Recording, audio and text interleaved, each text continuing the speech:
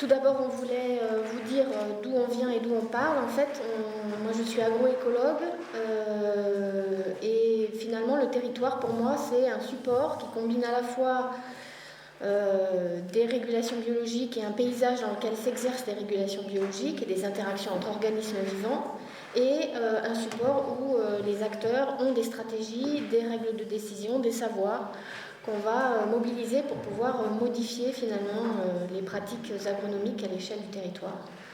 Et donc les territoires dont on va vous parler sont marqués par des objectifs un peu différents, certains très centrés sur le zéro pesticide comme le projet le dit, d'autres aussi combinent aussi des questions de protection de biodiversité et de protection de l'eau, de la qualité de l'eau.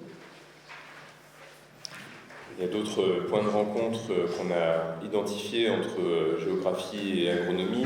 Par exemple, lorsque, dans les années 2010, la thèse de Maud Balestra à Montpellier, donc, le territoire sur lequel je vais vous présenter par la suite, allait chercher des agronomes pour définir les potentiels agronomiques de sols qui allaient être destinés à l'urbanisation, à l'artificialisation pour des infrastructures et de l'aménagement territorial.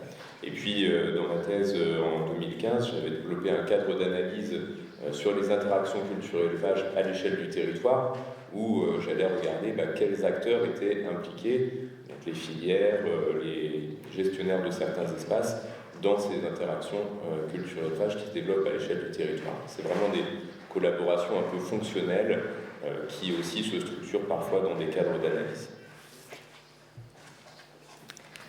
Alors, du coup, on va vous parler d'un projet qui s'appelle Bicréative, où l'objectif est de concevoir avec des acteurs des territoires sans phyto, parce que vous avez remarqué qu'il n'y a toujours pas de réduction des phytos malgré des engagements politiques de 20 ans, qu'en fait, on est rentré dans les territoires pour questionner les pratiques et l'évolution des systèmes agricoles, et on aborde le problème de manière systémique, en se posant la question de ce que pourraient être les territoires sans pesticides, et donc protéger les cultures. Finalement, il y a un des leviers majeurs qui est diversifier les cultures en utilisant des cultures mineures, des associations. Pour ça, ça demande des variétés nouvelles, donc ça demande d'embarquer des acteurs de l'aval. Ça demande aussi un machinisme adapté quand on veut associer des espèces dans les champs cultivés, et donc un machinisme spécifique pour le semer et pour le récolter.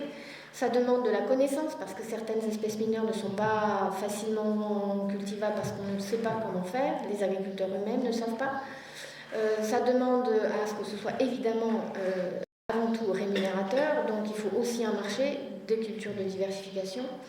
Et donc pour que ce soit rémunérateur, il faut des acteurs qui acceptent de les collecter, des acteurs qui acceptent de les valoriser, de les transformer, y compris quand on parle d'associations d'espèces toutes de récolter. Et enfin, il faut aussi que les consommateurs les achètent. Donc vous comprenez bien que pour réduire les pesticides, l'échelle parcelle n'est plus adaptée, et que finalement, ça impose d'embarquer tous les acteurs de l'amont et de l'aval, pas seulement les agriculteurs. Et nécessairement, quand on s'adresse à un territoire, on s'adresse à tous ces acteurs de la filière. Donc Bicréative couvre ça et est organisé autour des trois processus, les trois activités clés des processus de conception. La première activité qui est la compréhension et la définition du problème de conception en travaillant sur un diagnostic. Donc on a réalisé des diagnostics sociotechniques dans les territoires. Ensuite, un processus, une activité de créativité, de génération de solutions, avec différents objets intermédiaires, des jeux sérieux, des outils de modélisation, des ateliers, workshops un peu spécifiques avec différents acteurs et pas seulement les agriculteurs. Et ça demande aussi d'avoir des capacités d'évaluation des performances à l'échelle territoire et pour certains des services écosystémiques rendus à large échelle. Ce projet s'articule autour de ces trois WP, mais est aussi dans la vraie vie avec des territoires. Donc en fait, on travaille à partir d'objets situés qui sont dans 9 situations, 9 cas d'études, dont 6 qui sont des de réels territoires au sens où je l'ai entendu depuis hier. Donc les cas spécifiques sont les dispositifs stations expérimentales INRAE, CASSIS, où on travaille à l'échelle du paysage la réduction des pesticides. Dans le projet Z à Gautron, l'idée dans cette station expérimentale INRAE, c'est aussi d'aller vers la réduction, voire le zéro pesticide à l'échelle de la station expérimentale de Gautron, et donc d'élargir le projet Z.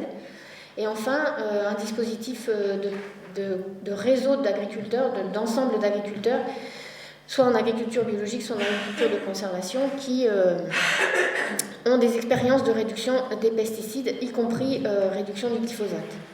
Et puis, on a donc 6 territoires distribués un peu partout en France qui concernent à la fois des dispositifs qui allient élevage et grande culture pour beaucoup d'endroits, comme à Saffré, Marais de l'Ouest et Chaours, et puis des territoires plus spécifiques autour de la viticulture et du verger à Opila, et la plaine ouest de Montpellier fait partie de ces territoires, et c'est ça qui va vous être présenté.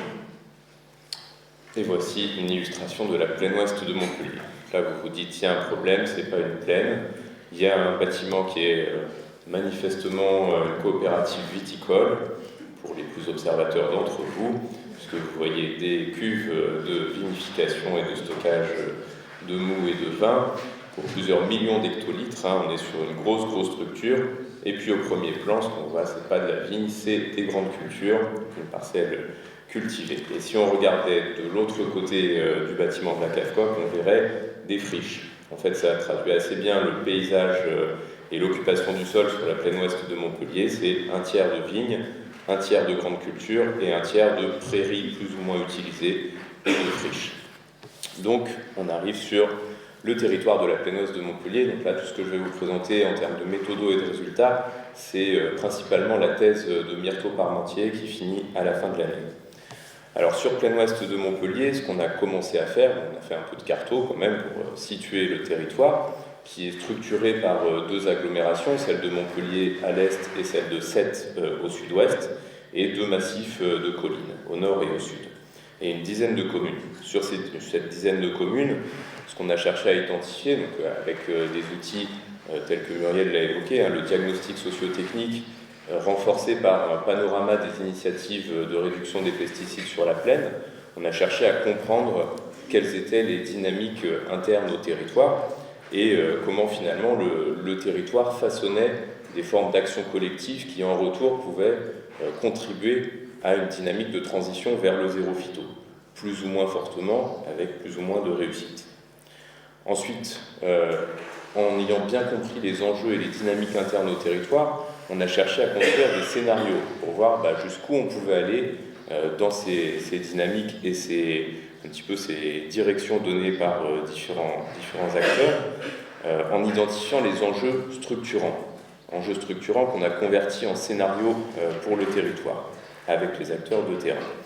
Et nous, comme on a quand même un objectif de regarder comment évoluent les systèmes de production et ce que ça impacte sur le territoire, et notamment sur la possibilité de réduire les phytos, on a utilisé un modèle qui s'appelle Coquelicot, qui est initialement prévu pour scénariser des changements sur un bassin versant en vue de protéger la qualité de l'eau.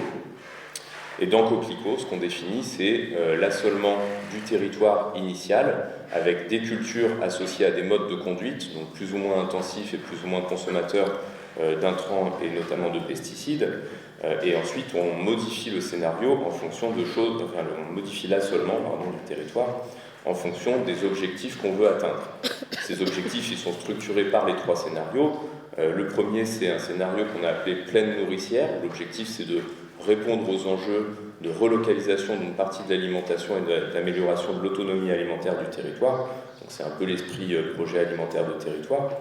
Le deuxième, c'est le scénario mosaïque paysagère, où là, l'objectif, c'est vraiment de renforcer la biodiversité. Et le troisième, c'est le potentiel de l'élevage, qui était un scénario un petit peu intermédiaire, plutôt initié par des acteurs techniques, où on a regardé quelle était la place et le potentiel des systèmes d'élevage dans une perspective d'évolution des pratiques et des autres enjeux, de répondre aux autres enjeux du territoire. Donc une fois qu'on a défini ces 3 scénarios, on a regardé comment ils impactaient l'assolement du territoire. Donc quelle culture allait changer en termes de surface, en termes de mode de conduite, de manière de les cultiver. Et pour chaque scénario, on a défini un assolement de territoire qui était adapté aux objectifs qu'on se fixait. Donc il y a des cultures qui vont disparaître ou se réduire fortement, d'autres qui vont évoluer en surface, d'autres qui vont au contraire émerger ou se développer. Donc ça, c'est un peu les grandes lignes. Vous voyez les diagrammes de Sankey pour les différentes cultures, donc comment ça évolue selon les scénarios. Et puis ça, on l'a traduit aussi en unités un peu plus fonctionnelles à l'échelle de ce qui pourrait être des petits paysages ou des sous-territoires, pour voir comment est-ce que cet assolement territorial s'incarnerait dans les différents scénarios avec plus ou moins de spatialisation. Et là, vous pouvez voir des illustrations qui pourraient ressembler à des formes de modélisation territoriale pour donner à voir, discuter, comment appuyer et outiller les discussions avec les acteurs de terrain. Ces acteurs de terrain, c'est des porteurs d'expertise en biodiversité, en aménagement du territoire, autour des questions de valorisation de surfaces dédiées à l'élevage. Et donc on a discuté avec eux de la faisabilité et de la pertinence de ces scénarios. On a essayé aussi de remonter d'un cran en regardant comment ces trois scénarios pouvaient finalement converger ou pas, donc des formes de complémentarité, mais aussi de tension, des synergies et des antagonismes. Pareil, ça avec différentes catégories d'acteurs plus ou moins territoriaux. On a essayé aussi de chercher de l'expertise ailleurs. Et puis enfin, on a fait ce qu'on a appelé un retour à la ferme. Donc une fois qu'on avait défini des scénarios, confronté ces scénarios et vu leur zone de rencontre, on a essayé de se poser la question de finalement c'était quoi leur faisabilité à l'échelle de la ferme qui reste quand même notre échelle d'analyse un peu centrale. Donc on a tenté d'articuler ces échelles en regardant comment les scénarios se transposent sur une ou plusieurs fermes avec des outils de type la représentation, un plateau pour représenter l'assolement de la ferme, les évolutions possibles, et puis les conditions de faisabilité de ces changements à l'échelle de la ferme, conditions qui, pour beaucoup, réfèrent à l'organisation et aux dynamiques territoriales de support des transitions. Ça va un petit peu vite, désolé, mais quelques points de discussion qu'on a pré-identifiés pour lancer un peu les échanges, c'est finalement quelles sont les dynamiques de construction de connaissances et comment est-ce que ça contribue à des compromis pour l'action entre approche disciplinaire en agronomie et puis avec les acteurs de terrain. Et finalement, est-ce qu'on contribue vraiment à une avancée en agronomie ou géographie ? Je vous propose deux néologismes pour ce qu'on a pu commencer à proposer. C'est l'agronomisation du territoire, dans le sens où les scénarios d'assolement en aller-retour avec l'échelle ferme permettent de regarder comment est-ce que les enjeux, les dynamiques à l'échelle des fermes et la manière de gérer par les agriculteurs peuvent être prises en compte dans le design et la conception à l'échelle du territoire. Et en retour, géographiser un peu l'agronomie du territoire en essayant d'être vraiment au plus près des dynamiques et des enjeux des acteurs de terrain et des acteurs du développement territorial. Ce qui est quelque chose qui est quand même relativement nouveau et une belle avancée dans la thèse de Myrto Parmentier, par exemple par rapport à ce que moi j'avais fait sur ma thèse sur l'interaction culture-élevage à l'échelle du territoire. Et du coup, si on se place à l'échelle de Bicréative, en fait, finalement, on a assez, ou alors on ne le savait pas, on a assez peu mobilisé la géographie, si ce n'est que dans deux territoires en particulier, celui de Pilat et celui de Saffré, il y a des histoires et des reliefs avec des bassins économiques qui structurent beaucoup la manière dont les échanges, les filières sont organisées, puisque le Pilat est à la frontière entre deux villes, Saint-Étienne et Lyon. Et le relief fait que c'est assez difficile pour ces acteurs de commercialiser dans ces grandes villes. Et donc ils doivent s'organiser pour commercialiser des produits soutenables et en tout cas avec une image agricole positive. Et puis enfin à Saffré, la tradition de l'élevage était très très forte et même si des scénarios de réduction des pesticides conduisaient à réduire beaucoup l'élevage, il était inimaginable de penser la disparition de l'élevage. On a du coup eu un regard historique assez limité, même s'il était implicite dans beaucoup de nos situations. Voilà, et donc ça n'enlève rien au fait qu'on a réalisé avec nos cadres d'agronomes des activités de conception dans ces territoires sans mobiliser complètement la géographie. Merci de votre attention.